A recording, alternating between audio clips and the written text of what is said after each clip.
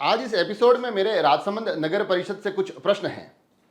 जैसा कि आपको पता है कि कल दशहरे पर रावण के पुतले जो जलाए गए राजसमंद नगर परिषद द्वारा, उसको लेकर लगातार किरकिरी हो रही है। कहा जा रहा है कि बहुत खराब क्वालिटी के पुतले बनाए गए जो कि 30-30, 35-35 सेकंड में स्वाहा हो गए। तब लगातार इसको लेकर सवाल उठे और अब ये कहा जा रहा है कि हम ठेकेदार के खिलाफ कार्रवाई करेंगे, उसका पेमेंट रोक देंगे। इस प्रकार की मांग भी होती नजर आ रही है। मगर मेरे कुछ प्रश्न हैं। सवाल नंबर 1, क्या गलती सिर्फ ठेकेदार की है? महत्वपूर्ण सवाल है कि क्या गलती सिर्फ ठेकेदार की है। सवाल नंबर 2, कि क्या राजसमंद नगर परिषद के अधिकारियों की यह जिम्मेदारी नहीं बनती थी कि वो मौके पर जाकर इन पुतलों की गुणवत्ता जांचते? जब इसका निर्माण हो रहा था तब 1-2 बार विजिट करके ये तय कर लेते कि ये जो क्वालिटी है वो बढ़िया है। क्योंकि ये जो बजट है पूरा, इसको लेकर जो बजट की बात सामने निकल कर आई वो तकरीबन 5 लाख के आसपास बताया जा रहा है। तो ये अपने आप में बड़ी राशि थी, गुणवत्ता जांची जानी चाहिए थी। सवाल नंबर 3, मान लीजिए आपने पहले गुणवत्ता नहीं जांची हो, अधिकारी ये कह दे कि हम कोई रावण के पुतले बनाने सीख कर थोड़ी आए जो हमें ये पता हो, तो चलिए कोई बात नहीं। जब कल राजनगर में पुतला लगते ही विवाद हो गया, वहां पर लोगों ने देखते ही ये कह दिया कि ये पुतला खराब क्वालिटी का है, तो क्या उसके बाद ये जिम्मेदारी नहीं बनती थी अधिकारियों की, जो कि इतनी भारी भरकम फौज नगर परिषद में है, कि बालकृष्ण और धोइंदा वाले रावण के पुतले की भी जांच कर ली जाए? क्योंकि अब जो सबसे ज्यादा किरकिरी हो रही है वो बालकृष्ण स्टेडियम का जो पुतला है उसको लेकर हो रही है कि बिल्कुल एक ऐसा रावण बनाया जो एक खिलौने की तरह लग रहा था। छोटी सी तलवार थी, ढाल तो दिख ही नहीं रही थी, ढाल है हथेली, और उसके बाद मात्र 30 से 40 सेकेंड में वो जलकर स्वाहा हो गया। इससे ज्यादा बढ़िया तो जो मैंने एक जेके का एक रावण बताया था जो काफी देर तक जलता दिखाई दिया था, एक नन्हे मुन्ने बच्चों का एक वीडियो आया था रावण का, वो भी उनसे बेहतर दिखाई दे रहा था।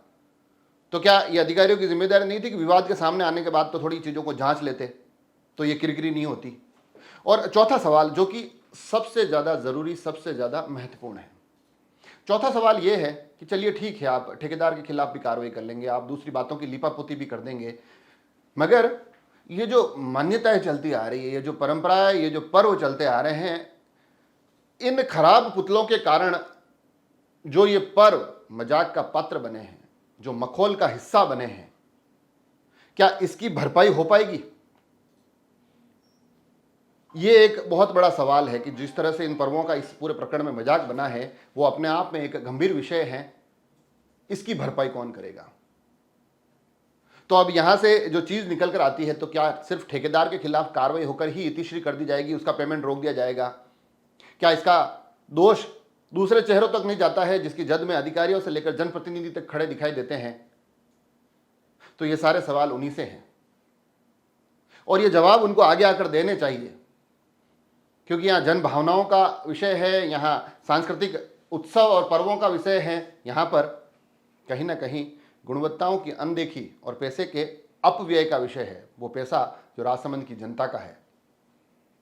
तो इन सभी जिम्मेदारों को आगे आकर इस बात का जवाब देना चाहिए कि आखिर ऐसा क्यों हुआ, हो गया तो अब उसका खामियाजा कौन कौन भुगतेगा? क्या सिर्फ ठेकेदार, या फिर दूसरे चेहरों तक भी बातें पहुंचती नजर आएगी?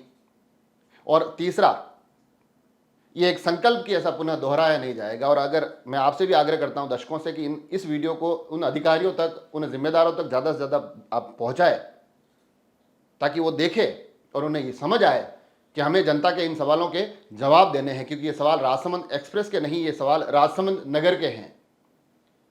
और अगर इनके जवाब नहीं दिए जाते हैं, अगर सिर्फ लीपापोती और खाना पूर्ति से ही चीज़ें आगे बढ़ जाती है, तो फिर आप समझ लीजिएगा कि यहाँ सब मौसेरे भाई हैं।